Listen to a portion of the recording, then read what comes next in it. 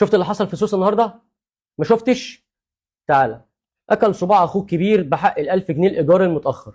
طبعا انتوا مش متخيلين، اخ صغير اتخانق مع اخوك كبير عشان 1000 جنيه اتاخرت على الايجار، راح لعند البيت اتخانق معاه خناقه كبيره وفي الاخر اكل صباعه. بقاء الله وفاه شخص مجهول الهويه بدون اهليه بالشارع، وفاه طبيعيه كان يتخذ ميدان الترعه مبيتا له. اصابه سيده سقطت اثناء نشرها الغسيل بشرفه منزلها باحد المدن الجديده بالسويس.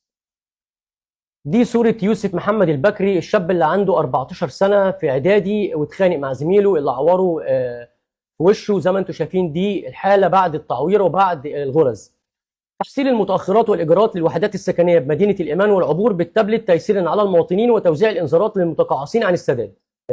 وندخل على شغل الأحياء، إزالة مخالفة بناء في المهد. طبعا تنفيذا لتعليمات المهندسة جهاد أحمد رئيس حي ال40، تم رصد شده خشبيه لسقف منطقه عمر بن الخطاب في المهد، وتم فك الخشب والتحفظ عليه في جراج الحي واستدعاء الكل الامني مع اتخاذ كافه الاجراءات القانونيه.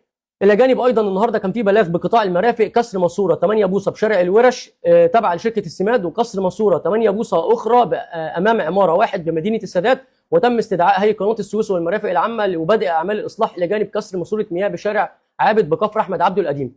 كل الشكر لسيد صقر مدير المرافق، بشكرك جدا يا صقر.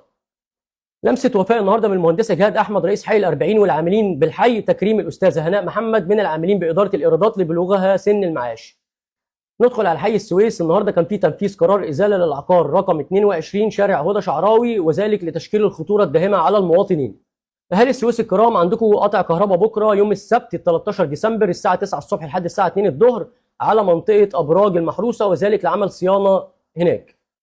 اما حي فيصل اللي بدا يبقى فيه نشاط طبعا بناء على تعليمات السيد عميد محمد خيري رئيس حي فيصل، تواصل الاجهزه التنفيذيه باداره النظافه اعمالها المسائيه لرفع مخلفات القمامه والتراكمات في مختلف وشوارع ميادين الحي.